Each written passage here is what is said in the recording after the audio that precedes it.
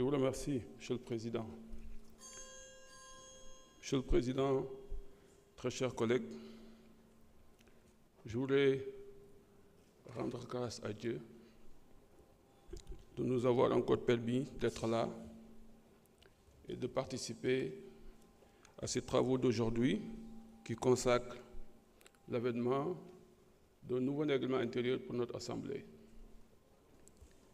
Il est important de préciser, à l'intention peut-être de ceux qui ne savent pas, ou peut-être qui ne connaissent pas les conditions dans lesquelles nous avons travaillé, que ce règlement intérieur sera l'unique règlement intérieur que l'Assemblée aura.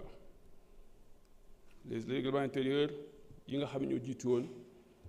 on les a abrogés. Donc dorénavant, on parlera du règlement intérieur 2025. Monsieur le Président, je voudrais vous remercier. Si vous avez l'occasion, je vais ci comité ad hoc parce que y a décidé avec le bureau pour nous mener liguer Chili. Et c'est pourquoi, quand je salue votre démarche inclusive, cela ne devrait pas surprendre. Parce que c'est un travail collectif effectué par l'ensemble des composantes de l'Assemblée nationale. Et l'État me rend grâce à Dieu. Moi, je me encore si comité d'évaluation des politiques publiques, évaluation des politiques publiques.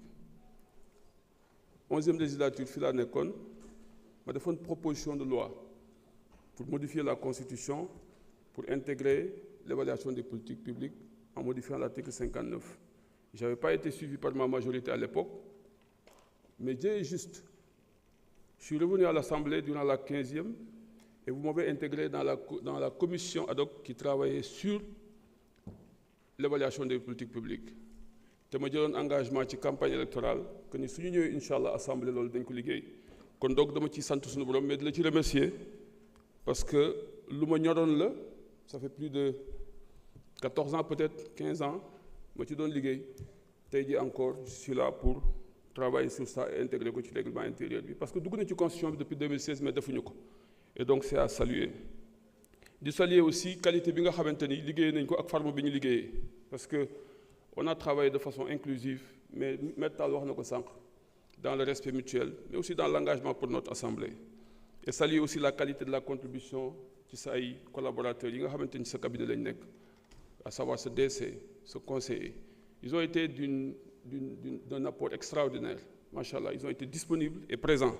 Et là, je tenais à les saluer et à les remercier. Saluer aussi tous ceux qui ont contribué à ce travail-là, qui sont de la société civile, parce que quand même, on a essayé le maximum possible de nous ouvrir aux autres. Pas peut-être principalement pour le règlement intérieur, mais pour les autres aspects liés, par exemple à l'évaluation des politiques publiques et à la chaîne parlementaire. Et je pense que là aussi, comme nous représentons le peuple aussi doit être impliqué dans ce que nous faisons. Innovation yi nga xamanteni amna ci liggéey bi biñ ñu falee mu am problème fii ci élection membre du bureau bi.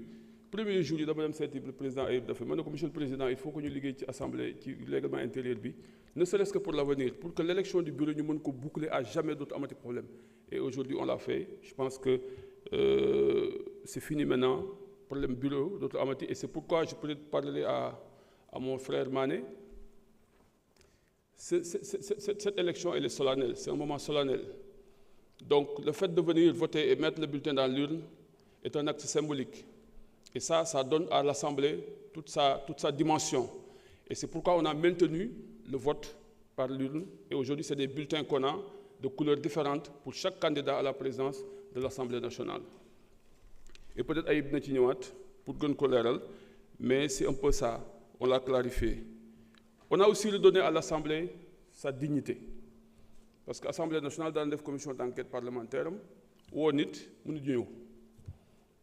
bafouer dignité assemblée et c'est un pouvoir. Mais aujourd'hui, je pense que pour nous convoquer, normalement, tu dois pouvoir venir répondre à l'appel de l'Assemblée nationale. Et ça, pour moi, c'est quelque chose de révolutionnaire.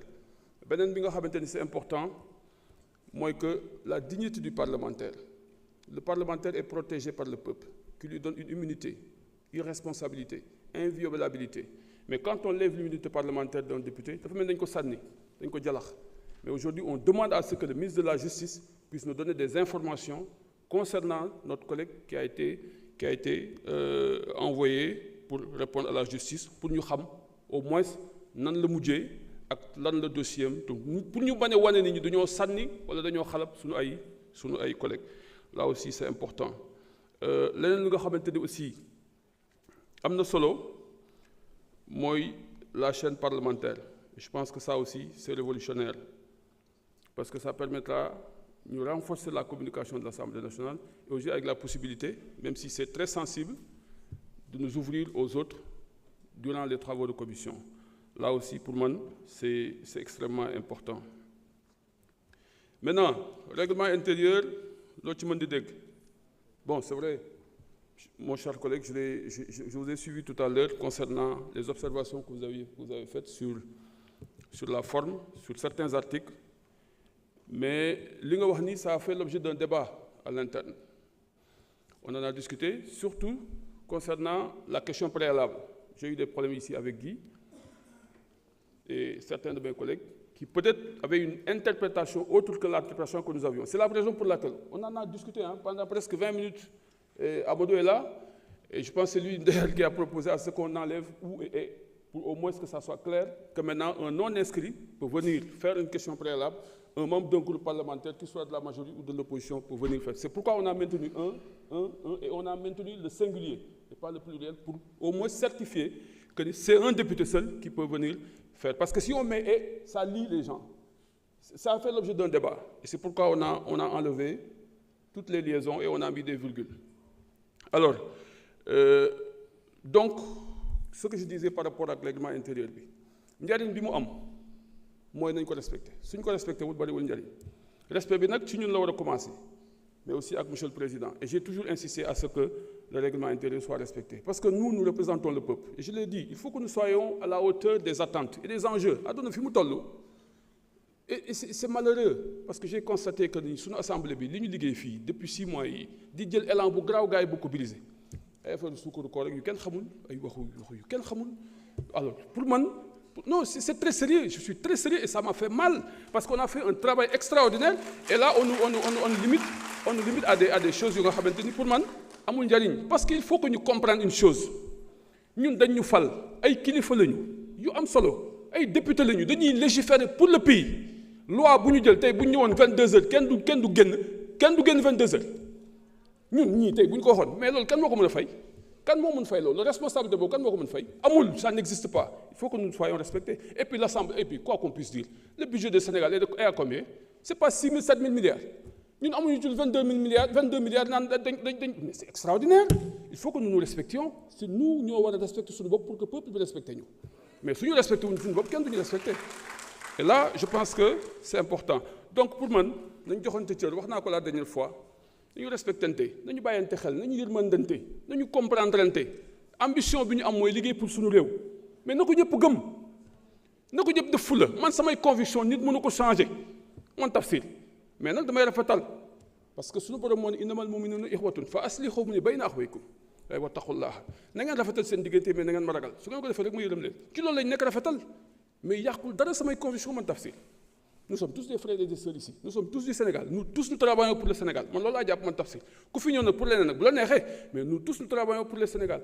moi je suis un opposant et je l'assume mais damay opposé wu façon bi ma bëggee opposé wu parce que damay jàpp ni li may def nii defuma ko pour man mais pour Sénégal ñi ma fi envoyé dañu am yaakaar ci man et loolu laa jàpp ni moom moo nekk ñun ñëpp fii ñun ñëpp kon donc nañu liggéey pour le Sénégal donc monsieur le président je voudrais encore une fois vous remercier et vous encourager vous féliciter vous êtes en train de faire un excellent travail ça aussi il faut qu'on le dise waaw liggéey nag nit bu koy def jaajëful ko dafay am mais boo ko bëggee briser yaa ngi yàqaloo ko mais Sénégal ngay yàqal je vous remercie. jërëjëf honorable Tafsir Thioye.